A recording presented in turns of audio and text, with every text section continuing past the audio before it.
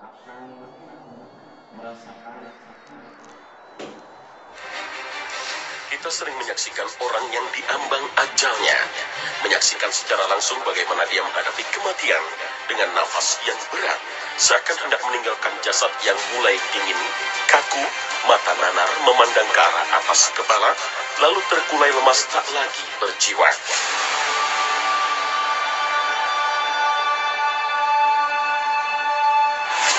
Atau mungkin sudah beberapa kali kita mengurus jenazah, memandikan, mengkafani, menyolatkan hingga menguburkannya. Bahkan mungkin beberapa di antara mereka adalah orang terdekat kita yang berpulang menghadap Allah Subhanahu wa Ta'ala dan meninggalkan duka yang mendalam. A'udzubillahi minasyaitonirrajim. Ya ayyuhalladzina amanu ittaqullaha haqqa tuqatih wa la tamutunna illa wa antum muslimun. Yang artinya setiap orang yang beriman wajib dia bertakwa kepada Allah Subhanahu wa Ta'ala dengan sesungguh-sungguhnya, dan tidak boleh seseorang meninggal dalam keadaan tidak dalam keadaan Islam. Surat Al-Imran. Kullu nafsin dha'iqatul maut. Setiap yang bernyawa pasti akan merasakan maut. Manusia pasti merasakan apa yang namanya sakit sakaratul maut. Dengan demikian, di sini saya Hendy Mulyadi dari kelas 12 MIPA 3 akan mempresentasikan tentang tata cara pengurusan jenazah, dari mulai yang pertama pengurusan kematian, yang kedua pengurusan pemandian, yang ketiga mengkafani, yang keempat menyolatkan, dan yang terakhir menguburkan. Dan mungkin sebelumnya saya di sini akan menjelaskan beberapa hal tentang maut. Yang pertama, ketika orang ini sudah meninggal atau keadaan sakaratul maut, kita wajib menuntun dia untuk mengucapkan 2 kalimat syahadat. Silakan. Asyhadu an la ilaha illallah wa asyhadu anna Muhammadar Rasulullah. Nah, mayit tersebut atau orang yang sedang sakaratul tersebut diusahakan untuk mengikuti 2 kalimat syahadat yang dituntunkan oleh yang pertama anaknya atau diantara keluarganya. Dan kemudian ketika sudah ajal menjemput, ditarik dari bawah kaki langsung ke atas dan langsung diarahkan mulut untuk ke atas sehingga arwah pun terbantu untuk keluar. Dan ketika sudah arwah keluar terlihat ataupun terdeteksi oleh seseorang yang mampu, kita wajib mengusap kepala ataupun mata mayit tersebut supaya tertutup, dan segera mensedekapkan tangan mayit tersebut supaya tidak menjulur ke bawah. Mungkin kali ini saya akan mempraktikkan terlebih dahulu dari urutan yang pertama, yaitu memandikan. Simak video ini dengan sesama. Yang berikutnya yaitu memandikan jenazah, di mana saat memandikan jenazah yang perlu kita ketahui, kita harus mempersiapkan 3 macam air. Yang pertama air biasa atau air sumur, dan yang kedua air kapur barus atau air kambar, dan yang ketiga air sabun. Nah, untuk praktik memandikan jenazah, simak video ini.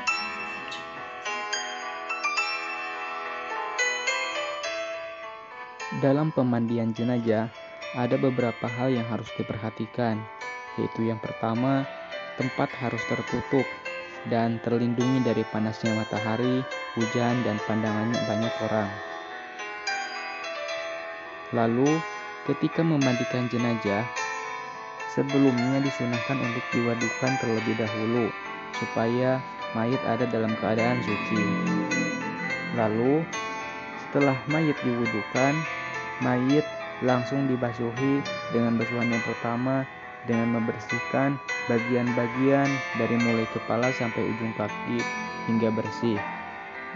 Dan dianjurkan untuk menekan perut supaya kotoran atau najis keluar daripada tubuhnya mayat tersebut, terkecuali bagi orang yang sedang hamil hanya bisa diusap saja.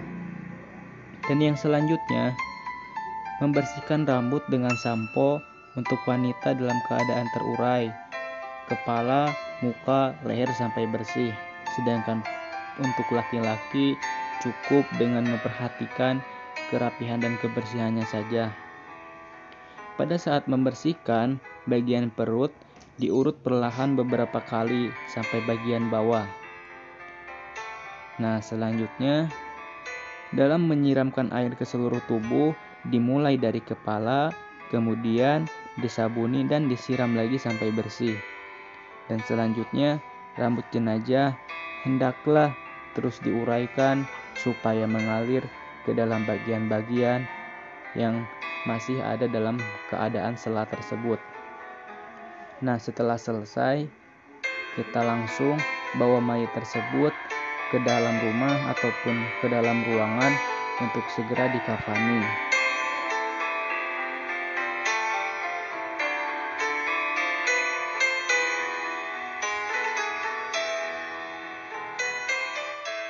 Untuk proses yang kedua dari pembungkusan jenazah yaitu kita mengkafani.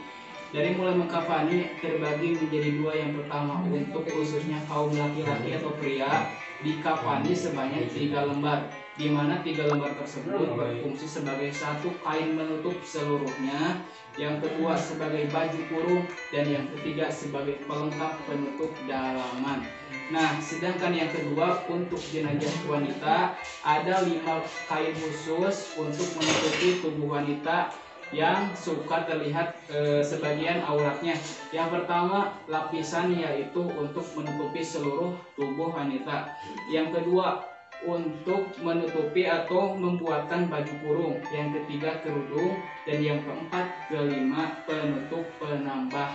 Nah, mungkin sebagian daripada itu selanjutnya dalam hal mengkafani jangan berlebih-lebihan seperti orang kafir, seperti halnya selalu memasukkan perhiasan ataupun baju, pakaian yang lainnya yang tidak perlu dibawa oleh agama Islam tersendiri. Dan selanjutnya yaitu disunahkan untuk memakaikan wangi-wangian atau kapur barus kamper, sehingga pada dalam kubur mayat tersebut bisa tahan lama dan tidak digerogoti oleh hewan-hewan di dalam tanah tersebut. Dan yang terakhir disunahkan juga bahkan diwajibkan kafan harus berwarna putih dan tidak boleh ada jahitan. Mungkin boleh disimak video perlengkapan atau sedang proses pembungkusan mayat tersebut dalam dikafani. Silakan disimak.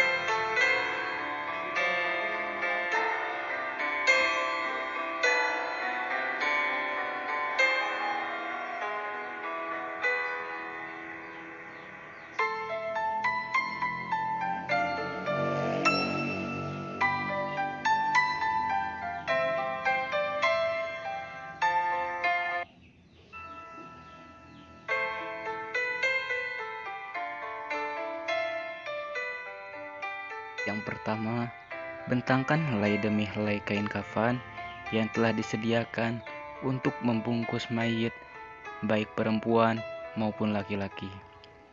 Dan yang kedua, persiapkan 5 buah tali untuk mengikat dari ujung kaki sampai dengan ujung kepala supaya tertutup dengan rapat. Dan yang selanjutnya, persiapkan angkat mayit di atas kain kafan serta tutupi lubang-lubang yang kemungkinan dapat dimasuki oleh hewan ataupun tutupi bagian sujud yang dipergunakan dalam sholat. Dalam mengkafani, sebuah hadis meriwayatkan dari Aisyah radhiyallahu an, ia berkata, Rasulullah Shallallahu alaihi wasallam dikafani dengan 3 lapis kain putih suhuliyah dari katun kain putih bersih yang terbuat dari kapas. Tidak dipakaikan di dalamnya baju kurung ataupun sorban. Muttafaq alaih. Selanjutnya, bungkus mayit sesuai aturan khusus, yaitu jika mayit tersebut adalah laki-laki, maka bungkus dengan 3 helai kain. Sedangkan jikalau mayit tersebut perempuan, maka bungkuslah dengan kain kafan sebanyak 5 lembar. Dari Lailah binti Qonib ia berkata, Saya salah seorang yang turut membandikan Ummi Kulsum binti Rasulullah SAW ketika ia wafat. Yang pertama diberikan Rasulullah SAW kepada kami adalah kain basahan, kemudian baju, tutup kepala, lalu kerudung, dan sesudah itu dimasukkan ke dalam kain yang lain yang menutupi seluruh badannya, kata Laila. Rasulullah SAW berdiri di tengah pintu membawa kafannya dan memberikan kepada kami sehelai demi sehelai. Hadis riwayat Ahmad dan Abu Dawud.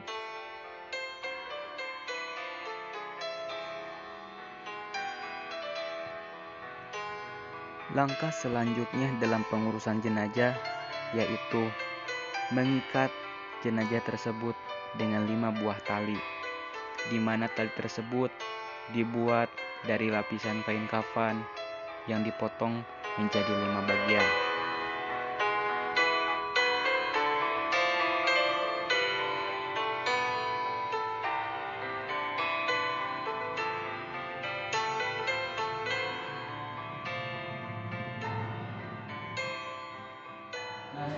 Untuk langkah selanjutnya yaitu langkah yang ketiga, kita masuk dengan praktek menyolatkan, di mana sebelumnya orang yang menyolatkan harus memiliki yang pertama dalam keadaan suci atau berwudu, dan yang kedua badan, pakaian, dan tempat digunakan atau dipergunakan secara istilahnya masjid bersih dan harus sopan. Yang ketiga menutup aurat, sebagaimana saya contohkan dan Puluhan contohkan, dia menutup aurat. Dan yang selanjutnya menghadap ke arah kiblat seperti halnya melaksanakan sholat. Namun dalam beberapa hukum menyolatkan jenazah ini hukumnya fardu kifayah, di mana fardu kifayah dijelaskan bahwa di setiap kampung jikalau ada yang meninggal wajib untuk diwakili. Bila mana sudah ada yang mewakili, tandanya hukum wajib tersebut sudah terlaksanakan oleh orang yang mewakili tersebut. Nah, untuk lengkapnya saya dan Ulwan akan mempraktikkan sholat jenazahnya. Simak videonya. Mungkin yang akan saya sholatkan atau praktekkan di sini mayatnya berjenis kelamin laki-laki atau khusus pria. Jadi saya akan melafalkan niat bersama Ulwan, melafalkan niat khusus laki-laki dan bacaan khusus laki-laki. Mohon videonya untuk disimak. Usolli sunnatan an hadal mayyiti arba'at takbirati wa kifayati hada'an lillahi ta'ala. Allahu akbar. Bismillahirrahmanirrahim. Alhamdulillahi rabbil alamin. Ar-Rahmanir Rahim. Maliki yaumiddin. Iyyaka na'budu wa iyyaka nasta'in. Ihdinas siratal mustaqim. Siratal ladzina an'amta 'alaihim ghairil maghdubi 'alaihim waladdallin. Allahu akbar. Allahumma shalli 'ala sayyidina Muhammad wa 'ala ali sayyidina Muhammad kama shallaita 'ala sayyidina Ibrahim wa 'ala ali sayyidina Ibrahim. Allahu akbar. Allahumma ighfir lahu warhamhu wa'afihi wa'fu anhu wa akrim nuzulahu wa wasi' madkhalahu. Allahu akbar. Allahumma la tuhrimna ajruhu wa la tahrimna ma'ahu waghfir lana wa lahu. Assalamu alaikum warahmatullahi. Assalamu alaikum warahmatullahi.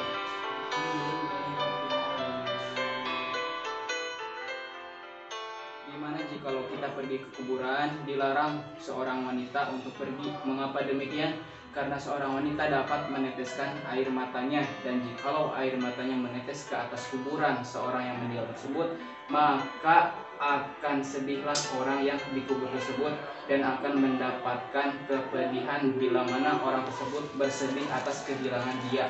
Itu termasuk ke dalam ratapan orang kematian. Nah, untuk penguburan ini mungkin kami berempat di sini akan menguburkan mayit tersebut ke dalam tanah dan langsung mentakziahkan mayit tersebut. Mungkin dapat disimak videonya. Nah, langkah selanjutnya yaitu menguburkan. Setelah keranda sampai di pemakaman, dekatkanlah keranda ke mulut yang lahat. Setelah itu, buka tali yang mengikat tikar kalau dilapisi dengan tikar, dan masukkan jenazah ke liang lahat. Serta jenazah diletakkan di atas tanah, menyamping dan wajahnya menghadap kiblat pada saat meletakkan jenazah di liang lahat agar membaca Bismillahi wa ala millati Rasulillah. Dan yang selanjutnya, agar posisi menyamping jenazah, maka diberi bantalan dari tanah yang dibulatkan. Buka talinya yang mengikat pada jenazah. Wajahnya dibuka, tidak lagi terhalang kain kafan. Serta adani jenazah dan tutup jenazah dengan papan supaya tanah tersebut tidak menyentuh jenazah dan tidak tertindih. Setelah selesai semua, kemudian disunahkan untuk mendoakan, memerintahkan ampun dan meminta ia mempunyai keteguhan dalam penjawaban-jawabannya yang malaikat berikan nanti.